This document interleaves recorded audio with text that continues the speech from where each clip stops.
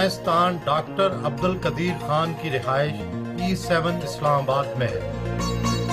طویل قانونی جدوجہد کے بعد عدلیہ نے چند دن پہلے انہیں آزاد شہری قرار دیا۔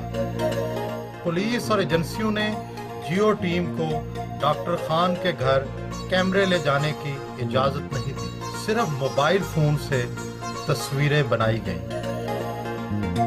لمبے مذاکرات اور ڈاکٹر خان کے اصرار کے باوجود کیمرے اندر لانے کی اجازت نہ ملی، جس پر ڈاکٹر قدیر خان نے بطور احتجاج کوسار مارکیٹ جانے کا فیصلہ کیا۔ وہاں بھی پولیس اور ایجنسیوں کی روک تھام جاری رہی، لیکن میڈیا کے آنے اور ڈاکٹر قدیر کی جرأت سے یہ پابندی ٹوٹ گئی۔ کرسی میز پر گفتگو کی اجازت نہ ملی تو فٹ پاتھ پر ہی انٹرویو شروع کر لیا۔ بچپن بھوپال میں گزرا، بھوپال کی کون سی یادیں اب بھی ذہن میں تازہ ہیں؟ بھوپال آج بھی جنت ہے۔ بھوپال سے خوبصورت جگہ نہیں ہے پورے ہندوستان میں۔ بھوپال کے لوگوں سے اچھے لوگ نہیں ہیں کہیں۔ تعلیم وہاں سے حاصل کی؟ میں نے میٹرک پاس کیا تھا وہاں۔ اور باقی تعلیم کراچی سے حاصل کی؟ کراچی میں BSc کر کے میں نے 3 سال ملازمت کی۔ میں انسپیکٹر تھا ویٹس اینڈ میجرز کا۔ پھر میں نے دیکھا کہ مواقع اتنے اچھے نہیں ہیں، آپ کو ایک جوش ہوتا ہے نا کہ پروگریس کے، تو پھر میں برلن چلا گیا۔ میں نے تعلیم وغیرہ سب خود محنت کر کے کی۔ میں کام بھی کرتا تھا، پڑھتا بھی تھا۔ مجھے کوئی گورنمنٹ اسکالرشپ وغیرہ نہیں لیا، میں نے لیا تھا۔ گئے تو وہاں پڑھنے، لیکن وہاں جا کر دام عشق میں گرفتار ہو کر شادی بھی کر لی۔ نہیں، وہ کیا پسند آیا؟ دیکھیے، ہمارے گھر والوں نے کبھی اس پہ اعتراض ہی نہیں کیا تھا، نہیں کہتا کہ تم شادی مت کرنا۔ ہمارے یہاں بہت ہی اچھا ماحول ہے۔ ہم پرانی وضع کے ہیں بھوپال میں، لیکن ہمارے یہاں لڑکوں کو بھی لڑکیوں کی اجازت ہے، اپنی مرضی سے شادی کر سکتے ہیں۔ جب میں وہاں گیا تو 2 باتیں تھیں، یا تو یہ کہ میں مارا پھرتا، جو عام رواج ہے یہاں پہ، کیونکہ آپ کا ایکسپوجر نہیں ہوتا لڑکیوں کے ساتھ، کہ میں ان چکروں میں پھرتا، مارا پھرتا۔ یا دوسرا طریقہ یہ تھا، جو ایک دوست نے بھی مشورہ دیا تھا بہت اچھا، اور بھائی نے بھی، کہ اگر تمہیں کوئی اچھی لڑکی ملے تو شادی کر لینا، کوئی غلط کام مت کرنا۔ بھوپال میں ہمارے یہاں یہ رواج ہے، رہا ہے۔ ہم نے کبھی آپ کو کوئی بھوپال نہیں ملے گا جس نے حرام کیا ہو۔ ہم نے اسی لیے شادی کر لی کہ ہم سے کوئی غلطی نہ ہو، کوئی حرام نہ کریں۔ اپنی ہونے والی بیوی میں اچھا کیا لگا تھا؟ بہت نرم مزاج اور بہت سمجھدار۔ پہلی ہی نظر میں عشق ہوا تھا؟ نہیں، ہم ملے 1-2 مرتبہ۔ مجھے ان کی طبیعت پسند آئی، انہیں میری طبیعت پسند آئی۔ میں نے ان کو آفر کیا منگنی کا، ان کو جی میں والدین سے پوچھ لوں۔ والدین سے پوچھا، ٹھیک ہے۔ منگنی کے لیے ہم برلن میں تھے اس وقت، اور پھر شادی ہماری ہالینڈ میں ہوئی، ایمبیسی میں، پاکستان ایمبیسی میں۔ اور قدرت اللہ شہاب میرے گواہ تھے، اور نکاح جمیل الدین حسن صاحب نے پڑھایا تھا۔ ابھی بھی ان حالات میں جس طرح بیگم نے ساتھ دیا ہے، شاید ہی کوئی پاکستانی عورت ساتھ دے سکتی۔ کھانے کون سے پسند ہے؟ بریانی بہت پسند کرتے ہیں، پراٹھے پسند کرتے ہیں، شامی کباب، قورمہ، عربی کا گوشت، پکا بھی لیتے ہیں؟ بھنڈی۔ کھانا بڑے اعلیٰ درجے کا پکاتا ہوں۔ جب میں نے PhD کی تھیسس ڈیفینڈ کرا تھا، تو میرے جو پروفیسر تھے ہالینڈ کے، وہ بیلجیم آئے، بہت مشہور بین الاقوامی شہرت کے پروفیسر تھے۔ تو میں نے کھانا پکایا تھا ان کے لیے۔ تو انہوں نے جب کھانا کھا کے تو میری بیگم سے کہا کہ اس نے تو اپنے 7-8 سال ویسے ہی ضائع کر دیے، اب نوکری کرتا پھرے گا۔ یہ اتنا اچھا کھانا پکاتا، اگر ایک ریسٹورینٹ کھول لیتا تو اب تک یہ کروڑ پتی ہو جاتا۔ طویل نظر بندی کاٹی، آپ کے روزانہ معمولات کیا ہوتے ہیں؟ فجر کی نماز پڑھی، بلیوں کو کھانا دیا، اپنے اسٹاف کے لیے چائے بنائی۔ اسٹاف کے لیے چائے خود بناتے ہیں؟ ہمیشہ خود بناتا ہوں ان کے لیے۔ ان کے لیے چائے بنائی، ان کے لیے جلیبی ٹیبل پہ رکھیں۔ اچھا، اس کے بعد میں نے بیگم اٹھ گئیں، ان کے ساتھ ناشتہ کیا، بلیوں کو کھانا دیا، ان کے ساتھ ناشتہ کیا۔ اس کے بعد تھوڑی واکنگ کی باہر، اس کے بعد آ کر بیٹھا، تلاوت کی۔ تلاوت میں ضرور کرتا ہوں روز 1 گھنٹہ۔ اخبار پہ نظر ڈالی، اس کے بعد نرس آ گئی، ڈاکٹر آ گئے، انہوں نے دیکھا کہ ابھی زندہ ہے، حیات ہے، اس کا دل دھڑک رہا ہے نہیں دھڑک رہا۔ اچھا، اس کے بعد فزیوتھراپسٹ آ گئے، انہوں نے ایکسرسائزز کرائیں، تو 12 بج جاتے ہیں۔ اچھا، 12 بج گئے، اس کے بعد 5-10 منٹ بیٹھے، TV دیکھا، लंच किया बेगम के साथ, ज़ोहर पढ़ी, थोड़ा रेस्ट कर लिया, उठे। उसके बाद बेगम के लिए सबसे पहला काम, बेगम के लिए अगर सर्दी का सीज़न है तो उनके लिए गरम शोको बनाई, चॉकलेट, और अगर सर्दी का सीज़न, गर्मी का सीज़न जैसे आजकल, तो उनके लिए लस्सी बनाई और उसके अंदर आम का रस मिलाया और उनको गिलास जाके दिया। वो इतने में उठ के आ गई तो उनको लस्सी दी और उसके बाद अपने लिए काफ़ी बनाई, बैठ गए। दोनों बेटियां कहाँ मुकीम हैं?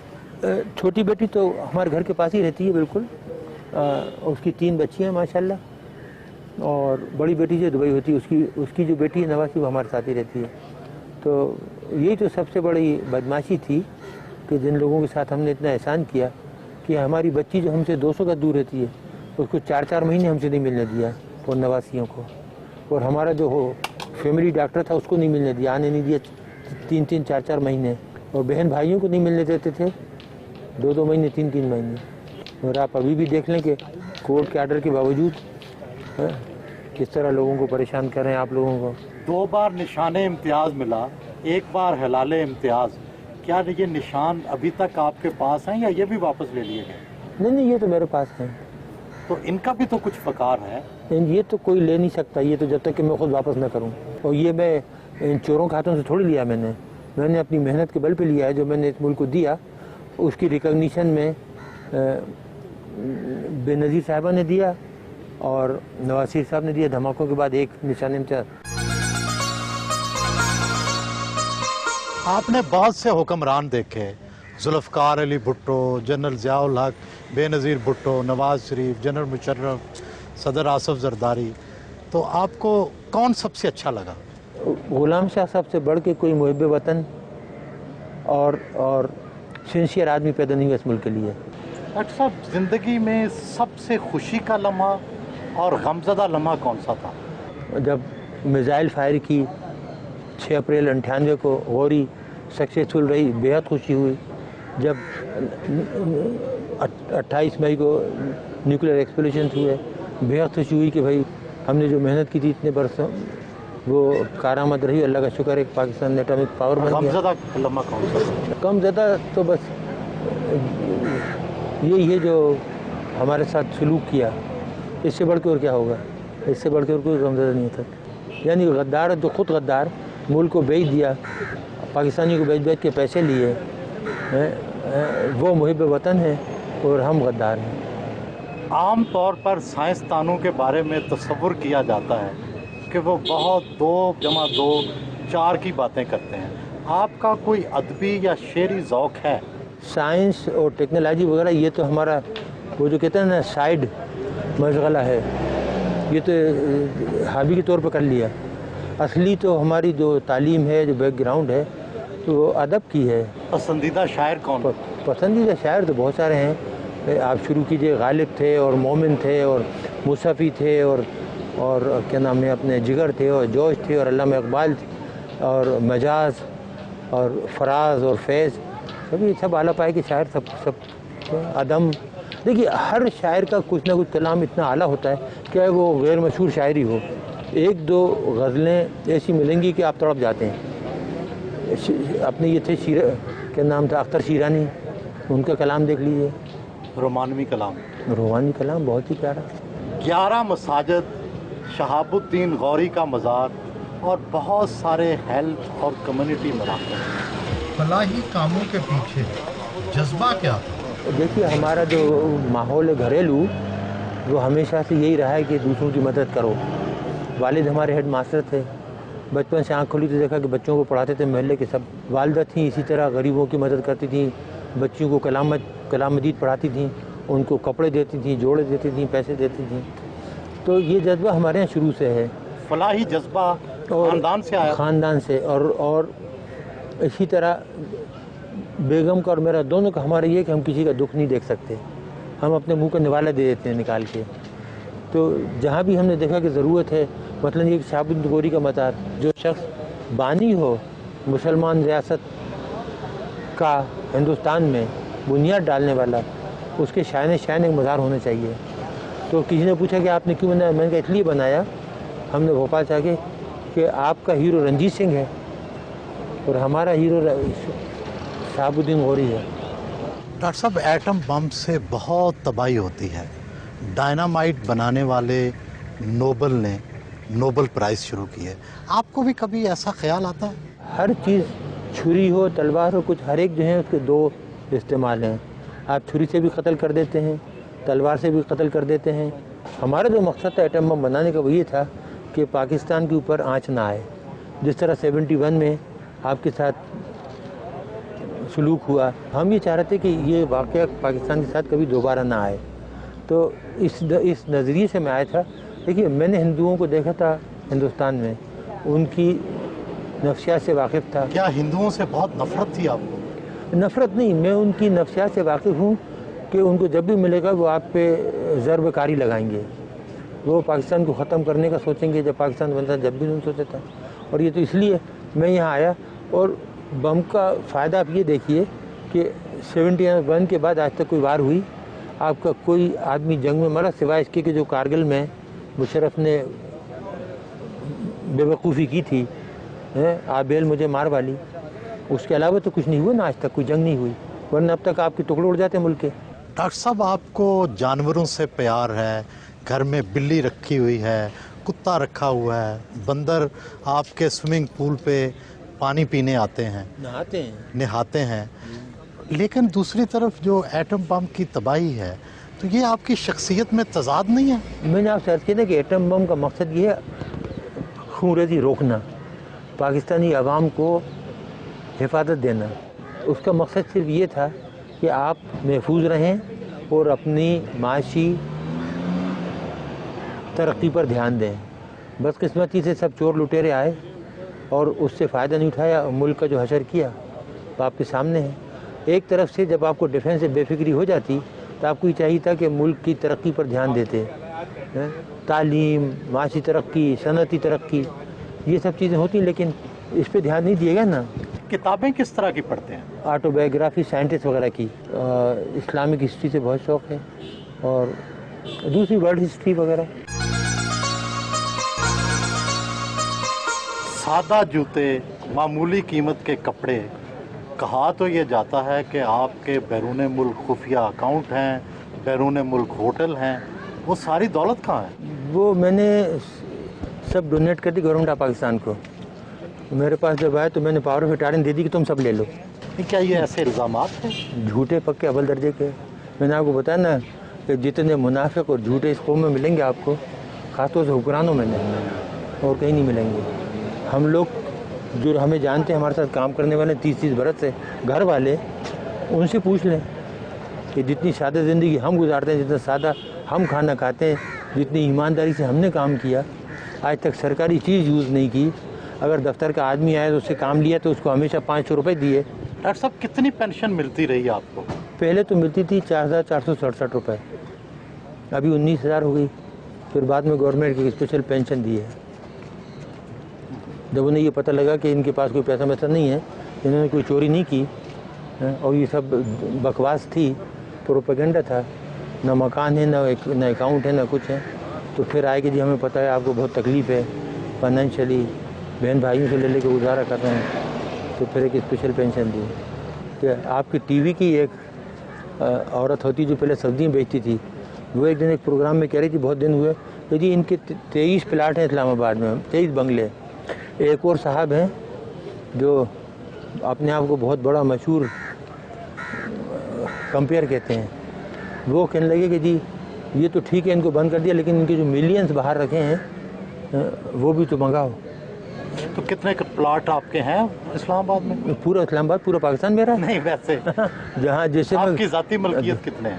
میری ذاتی ملکیت جو گھر آپ نے دیکھا تھا وہ ہے، اور ایک بنی گالہ میں جو ہم نے بنایا تھا، اور اس کے کاغذات موجود ہیں، پیسے جس طریقے سے ہم نے لگائے۔ یہ الزامات کیوں لگائے؟ اس ملک میں جھوٹ بولنا، دروغ گوئی تو کامن ہے نا، جس پہ جو چاہے الزام لگا دو۔ جو چور ہیں، ڈاکو ہیں، ان پہ الزام نہیں لگتے، وہ ساہوکار ہوتے ان کی صفائی پیش ہوتی ہے کہ نہیں وہ تو بہت ہی ایماندار ہیں، نومولود بچے کی طرح ہیں۔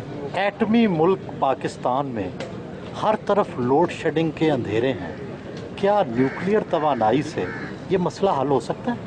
یہ ہو سکتا تھا بہت، لیکن اگر آپ کرنا چاہیں کوئی کام بھی آپ کرنا چاہیں تو اس کو آپ نیشنل لیول پہ لیں، نیشنل پالیسی بنائیں، گائیڈ کرنے والے صحیح ہوں، لیکن جہاں چیزیں جاہلوں کے ہاتھ میں ہوں وہ کچھ کر سکتے ہیں۔ نہیں، کیا طریقہ ہے؟ کوئی شارٹ کٹ ہے؟ شارٹ کٹ دیکھیے، طریقے بہت سے ہیں، لیکن اب ہم نے قسم کھائی ہے کہ اس ملک کو کچھ نہیں بتائیں گے۔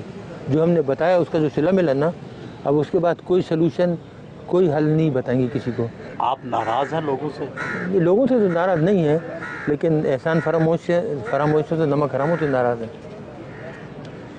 عوام سے ناراض نہیں ہے، عوام تو بیچارے بہت محبت دیتے ہیں۔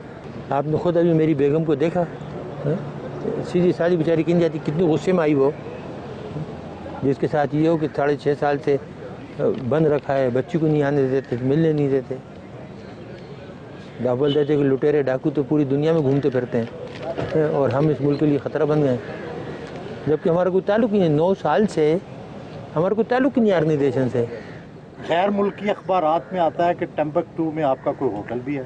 جی بالکل ہوٹل ہے، ہمارا تو نہیں ہے، ہم نے تو ایک غریب کا بنا کے دیا تھا بیچارے کا، وہ بہت غریب تھا، مسلمان تھا، بہت غریب لوگ ہیں، ہم سب نے مل کے 8-10 آدمیوں نے چندہ کر کے تو تقریباً $50,000 تھے، اس کو وہاں اس نے جگہ لی تھی اور اس نے بنایا۔ اگر ہمارا تو ہمارے پاس وہاں سے پیسے آتے کہ نہیں آتے، اور ہمیں وہاں بنانے کی ضرورت پڑی تھی۔ اگر ہمیں بنانا ہوتا تو یہاں اسلام آباد میں 1-2 گھر خرید کے اس سے آمدنی نہیں کماتے۔ ڈاکٹر صاحب، زندگی میں کسی بات کا پچھتاوا بھی ہے؟ اس قوم کے لیے کام کرنے کا، وہ یہ ہوتا ہے کبھی کبھی آدمی سوچتا ہے نا کہ کوئی اور کام کرتا، تعلیم کی طرف دھیان دیتا بجائے یہ کام کرنے کے نا، ایجوکیشن کی طرف پروفیسر بن جاتا۔ میرے پاس بہت پیشکشیں تھیں، لیکن ایک دم یہ جب ہندوستان نے دھماکے کیا تو 74 کا، تو پھر میں نے دیکھا کہ پاکستان کا جو وجود ہے خطرے میں پڑ گیا ہے، تو اس لیے وہ کام چھوڑ کے تو ادھر آ گیا۔ ڈاکٹر صاحب، پسندیدہ گلوکار یا گلوکارہ؟ اقبال بانو، اور اس کے بعد منی بیگم، عابدہ پروین، یہ جو تھی ماشاءاللہ بہت ہی۔ پھر ہمارے پرانے گانے والے ملکہ پکھراج، اور غلام علی دیکھیے ماشاءاللہ، غلام علی کا کوئی جواب نہیں ہے، جب وہ گاتے ہیں نا وہ چپ کے تو غائب ہو جاتے ہیں۔ پرانا شناسہ ملا تو ماضی کی باتیں چھڑ گئی،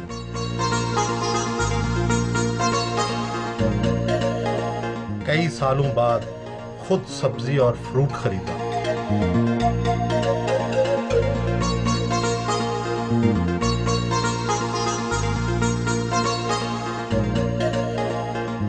لوگوں نے احتراماً ہاتھ میں لائے،